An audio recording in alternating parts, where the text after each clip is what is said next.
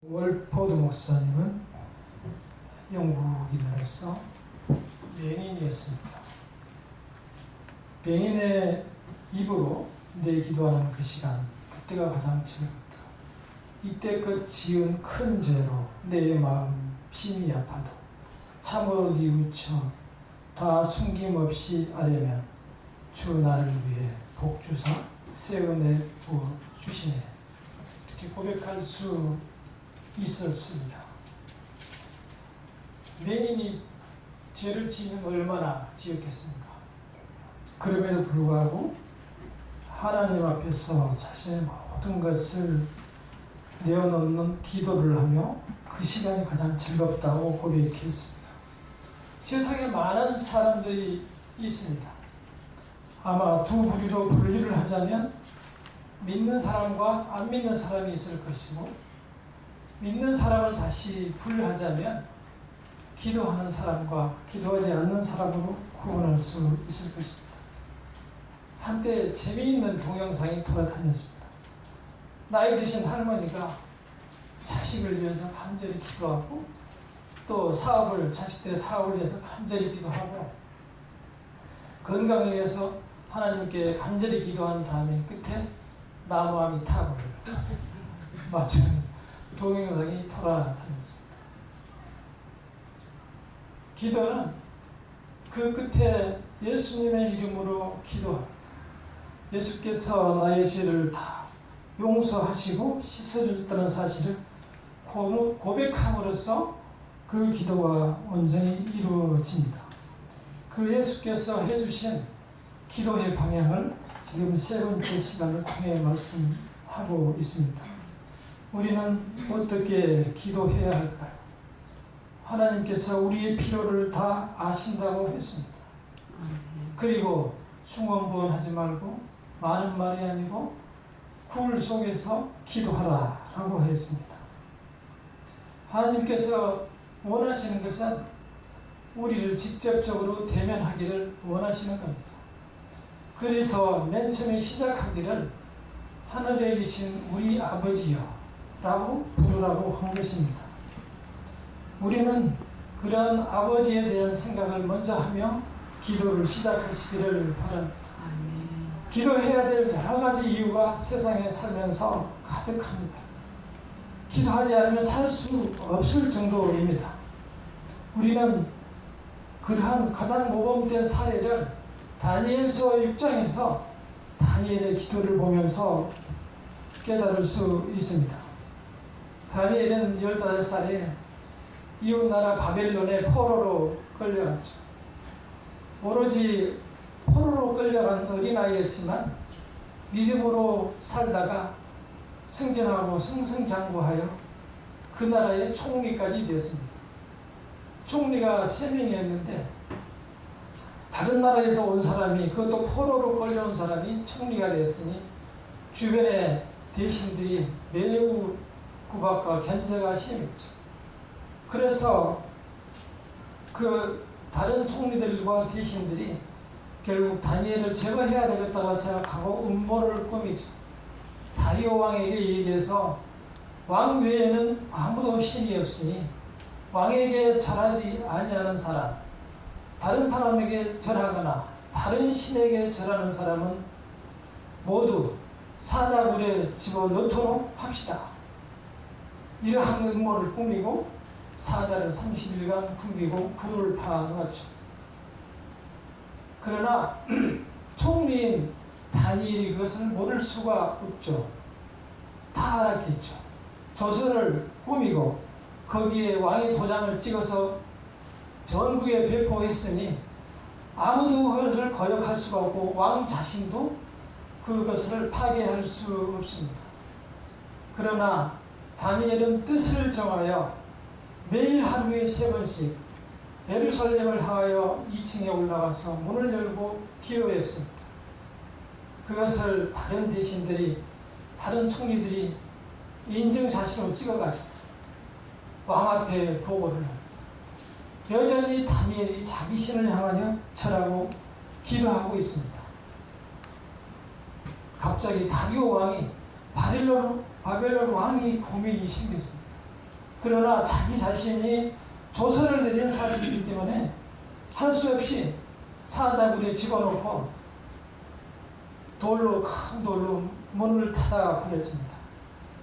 그 결과는 상상이 다 가겠죠. 다니엘이 아니고 다니엘을 거기에 넣어버린 이제 다리오 왕이 매우 고민이 커졌습니다. 저걸 어떻게 살려야 되는데. 그래서 다리오 왕이 금식 기도를 합니다. 그래서 밥을 먹지 않고 식욕을 좀 피하고 어떻게 됐을까 궁금해서 그 다음날 새벽 일찍이 굴에 가서 큰 소리로 슬픈 소리를 외칩니다. 하나님의 아들 다니엘아 살아있지? 이렇게 물어봅니다. 그때 다니엘이 굴 속에서 대답합니다. 살아있습니다 라고 하는 게 아니고 왕이여 왕께서 만수무강하소서. 오히려 왕의 안위를 묻고 있습니다. 그리고 나는 죄 지은 것이 없습니다. 하나님께 죄 짓지 않고 왕에게도 죄를 짓지 않았습니다. 그래서 다니엘은 살아나고 다니엘을 넣고자 했던 모의를 했던 그 사람들과 그분의 부인들과 그분의 자녀들이 모두 30일 굶긴 사자 입에 들어갔습니다. 이것은 이야기가 아니고 다니엘서 6장 전체에 나와 있는 사실입니다. 우리는 기도의 사람들의 그 결과가 어떻게 되는가를 분명히 보여주는 사례로 잘 기억해야 할 것입니다. 살아가다 여러 가지 어려운 문제에 부딪힙니다. 고민하고 괴로워하고 힘들 때, 앞이 캄캄할 때 기도를 잊지 마시기 바랍니다. 두 번째 6장 10절에 오늘 읽은 6장 10절에 하나님의 나라가 임하옵시며 이렇게 기도하라고 했습니다. 하나님의 나라는 어디에가 있을까요? 하나님의 나라, 그 나라는 정말 궁금합니다. 나라는 본래 국민이 있어야 되고 땅이 있어야 되고 주권이 있어야 되죠. 우리가 일제시대 때 나라를 잃었다고 하는 것은 국민과 땅이 없어서가 아니고 우리가 주권을 잃어버렸기 때문에 나라를 잃어버렸다라고 얘기했죠. 우리가 통치하지 못하면 우리의 땅이 아닌 것입니다. 이제 따라서 하나님의 통치, 하나님께서 역사하시는 나라가 우리는 하나님의 나라라는 사실을 기억해야 합니다. 저도 신학교를 들어가면서 궁금했어요. 도대체 그 땅이 어디가 있을까? 그 나라가 어디가 있을까? 이스라엘이 있을까? 신천지에서 얘기하는 과천에 있을까? 결국은 졸업할 때까지 그 땅은 얘기하지 않았습니다. 왜 얘기하지 않았을까요? 강남 사람들이라서 다 사버리기 때문에, 프리미엄을 주고 다 사버리기 때문에 땅을 가르쳐주지 않았습니다. 우리는 그 해답을 얻기 위해서는 창세기 1장 1절을 기억해야 합니다. 다 같이 창세기 1장 1절 시작. 태초에 하나님이 천지를 창조하시니라. 태초에 땅을 만든 게 누굽니까? 네. 천지, 이 온 하늘과 온 땅을 다 하나님께서 만드셨다는 겁니다. 그 위에 물고기를 비롯해서 모든 생물과 초목과 마지막에 사람까지 만드시고 하나님께서 심히 기뻐하셨다. 하나님께서 감탄하실 정도로 사람은 아름답게 창조되었습니다. 그래서 계절에 따라서 과실이 맺히고 산에는 산새가 지저귀고 아무 걱정 없이 새벽마다 창을고 일터에 다니지 않아도 되는 그런 아름다운 세상에서 살 수 있었습니다. 그러나 그 세상을 무너뜨리는 것은 일순간이었고 그것은 바로 사람의 교만 때문이었습니다. 사탄의 유혹에 의해서 아담과 하와가 나도 하나님같이 되고 싶다. 하나님께서 유일하게 하지 말라고 한 선악과를 따먹지 말라라고 했던 유일한 명령을 사탄이 유혹한 대로 너도 하나님과 같이 될 수 있다. 그 유혹에 넘어가서 따먹었죠. 그 결과는 온 세상에 죄악이 물밀듯 들어와서 모든 사람 속에 침투했고 그 큰아들이 작은아들을 들에서 돌로 때려 죽이는 사건으로 인류의 역사는 시작됩니다. 그러한 심성을 가지고 태어난 사람들이 오늘의 우리들입니다. 증명하지 않아도 주변을 돌아보면 하룻밤 TV만 쳐다봐도 분명히 사람이 그렇다는 사실을 우리는 깨달을 수 있었습니다. 이러한 것이 오늘의 현실인데 사람들은 여전히 그 나라, 그 땅을 찾아다니며 여기가 하나님이 오실 땅이다, 저기가 있다라고 찾아다니고 그 사람들이 신으로 대접받고 있는 그러한 세상이 되었습니다. 인간이 인간을 죽이고 사람이 사람에 대하여 적대감을 가지고 이렇게 힘들고 살아가는 세상을 하나님께서는 불쌍히 여기셨습니다.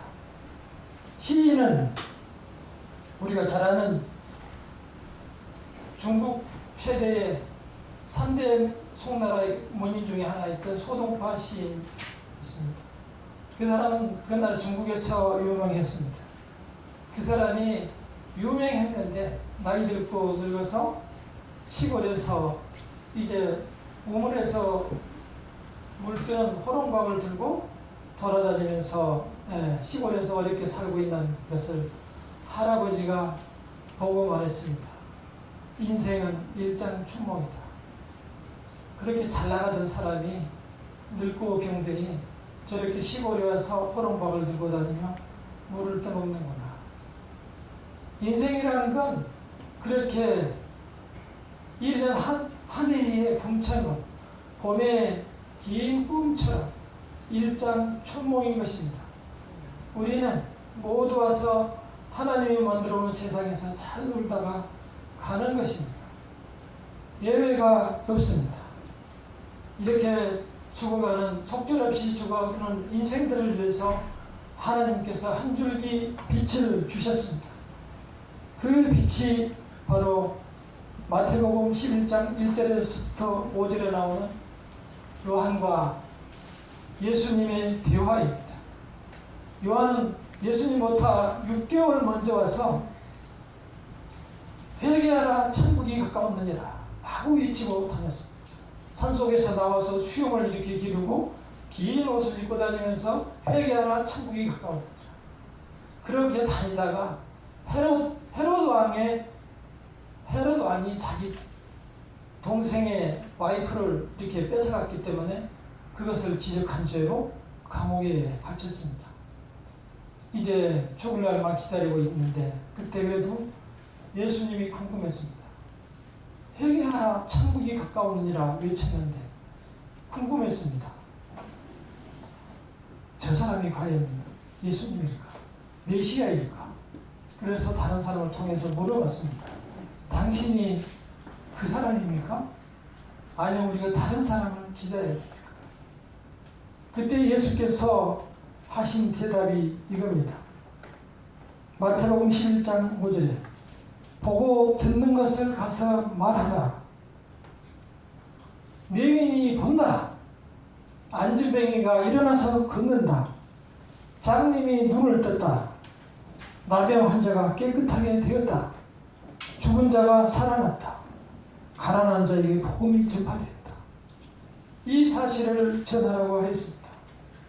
지금 제가 말씀드린 것들은 그때 당시 의술로는 도저히 고칠 수 없는 불치병들이었습니다. 특히 죽은 사람이 살아난 사실은 지금까지 저도 한 번도 본 적이 없습니다. 인간이 할 수 없는 일을 예수께서 세례 요한에게 알려준 사실은 내가 바로 하늘에서 온 그 메시아라는 사실을 알려주고 있었던 것입니다.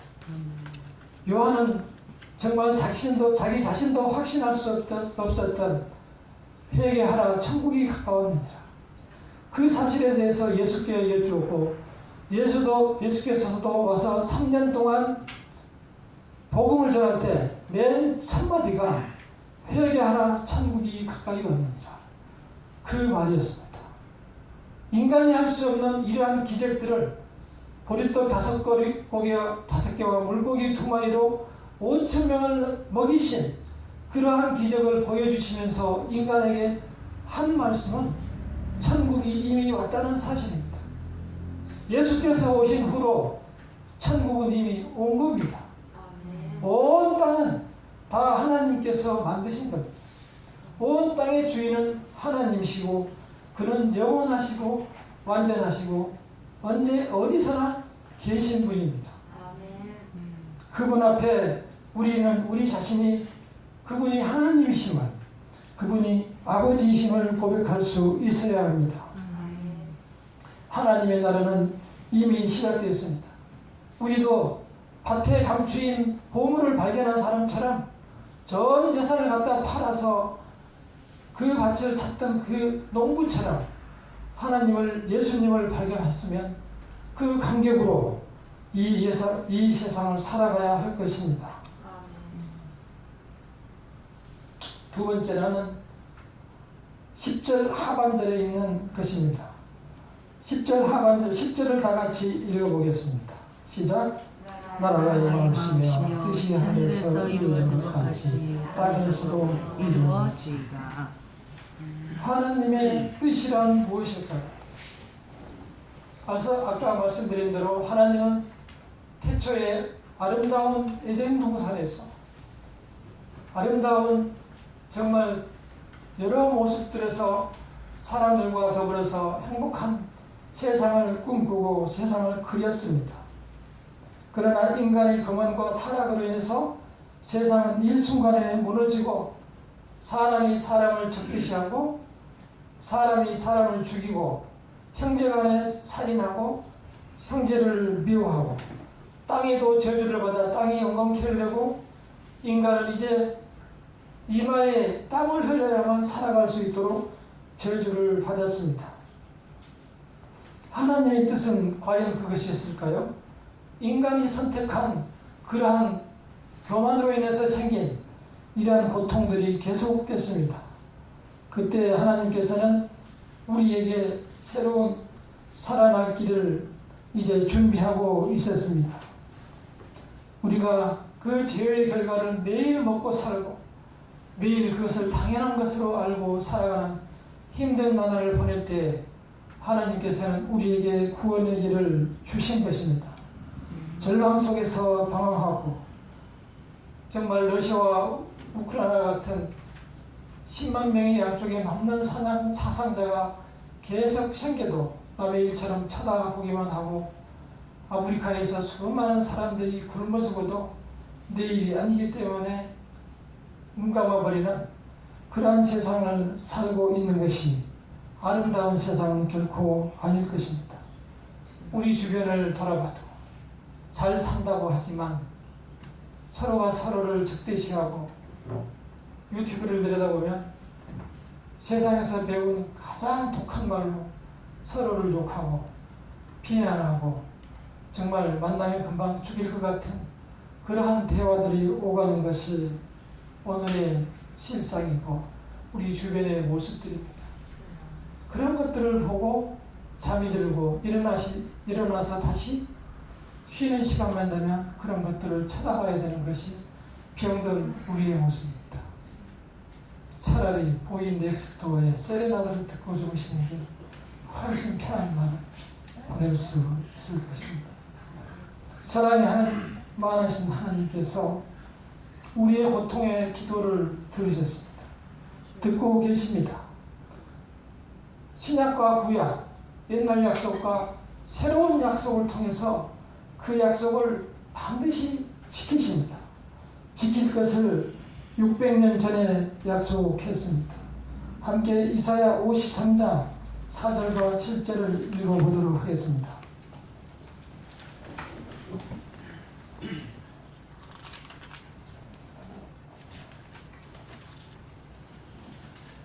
이사야 53장 4절에서 7절 읽겠습니다.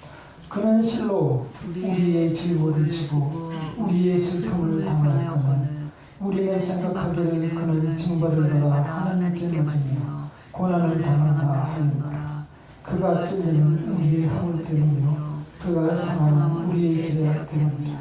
그가 징계를 받음으로 우리는 평안을 누리고 그가 징계의 맞음으로 우리는 나음을 받았도다. 우리는 다 양 같아서 그를 행하여 각기 징계를 받고 여호와께서는 우리 모두의 죄악을 그에게 담당시키셨도다. 그가 곤혹을 당하여 괴로울 때에도 그의 입을 열지 아니하였으며 마치 도수장으로 끌려가는 어린 양과 털감는 자에서 잠잠함 같았지. 그의 입을 열지 아니하였더라. 아멘. 이 글은 예수께서 오시기 600년 전에 선지자 이사야에게 주신 말씀입니다. 그대로 실천이 되었고 예수께는 이 땅에 오셨습니다. 그 사이에 많은 사람들이 절망 속에 갔고 세상은 더욱 혼탁해졌습니다. 불이 꺼져가던 그러한 시기에 예수께서 나타나셨습니다. 예수께서 나타나시고 이제 3년의 천국적 복음을 전파하신 후에 이제 말씀에 나온 그 계획대로 가시게 되었습니다. 돌아가시기 전날 겟세마네 동산에서 땀방울이 핏방울이 되도록 기도하십니다. 기도하실 때 인간의 육신을 입었기 때문에 아버지여 할 수 있거든 이 잔을 옮겨 주시옵소서. 하지만 내 뜻대로 마시옵고 아버지의 뜻대로 하옵소서. 저 같으면 이것만 제 뜻대로 좀 해주세요. 그러고 싶었지만 예수께서는 내 뜻대로 마시고 아버지의 뜻대로 하시옵소서. 마지막 순간까지 기도했습니다. 하나님은 아무 대답이 없었습니다. 왜냐하면 그것이 하나님의 뜻이었기 때문에. 그 뜻은 무엇입니까? 우리가 지은 죄를 대신해서 예수께서 깨끗하게 하지 않으면 우리가 하나님 앞에 갈 수 없기 때문에 우리에게 주신 희생제물이 되신 것입니다. 우리는 그분의 힘이 앞에서 예수의 십자가에 힘입어서 예수님 앞에 나아갈 수 있게 된 것입니다. 현실이 힘들어도 이미 시작된 천국을 기억하시고 우리가 이겨나가야 합니다. 그 천국을 마음에 새기고 담대하게 이 세상을 살아가야 됩니다. 세상 사람들과 다른 남다른 소망을 마음에 깊이 붙들고 우리가 끝까지 승리해야 합니다. 말씀을 마치도록 하겠습니다. 하나님의 나라는 저 공중에 있지 않습니다. 모든 것이 하나님의 세상이고 우주하고 모든 땅도 하나님의 것입니다. 모든 것이 하나님이 계십니다. 그래서 로마서 14장 17절에 하나님의 나라는 먹고 마시는 것이 아니요 오직 성령 안에 있는 의와 평강과 희락이니라. 성령과 함께하는 그 구원, 예수를 믿는 그 믿음, 그리고 그 믿음으로 인해서 생기는 평안, 그리고 그로 인해서 생기는 기쁨, 이것이 하나님의 나라라고 얘기하고 있습니다. 그 안에서 우리는 승리하며 살아가시기를 바랍니다. 우리가 육신이 살아있는 동안 죄인과 섞어 살기 때문에 하루라도 힘이 안 든 날이 없습니다. 어떤 사람도 호락호락하지 않습니다. 어떤 방법도 세상을 살아가는데 쉽지 않습니다. 우리는 전적으로 기도로서 예수 그리스도께 의지하며 나아가야 합니다. 전지전능하신 하나님께서 우리의 아버지 되기는 아버지 되시기 때문에 그분께 의지하며 승리하는 삶을 살아가시기를 바랍니다. 머지않은 날 우리는 하나님을 다시 만날 것이고 그때 직접 얼굴을 보며 잘했다 칭찬받고 세상의 아픔을 위로해 주실 것이고 이제 우리 함께 영원히 기쁨을 누릴 수 있게 될 것입니다. 믿음을 굳게 붙드시기를 바랍니다. 기도하겠습니다. 기도할 때에 믿음을 주시옵소서. 이 세상에서 기쁨을 누리게 하시고 구원을 더욱 크게 붙들게 하시고 평강을 누리게 하옵소서. 전국 소망으로 이기게 하옵소서. 현실의 어려움을 이기게 하옵소서. 헤쳐나가는 지혜를 주시옵시고 내가 기도할 때 함께하여 주시옵소서. 다 같이 기도하도록 하겠습니다.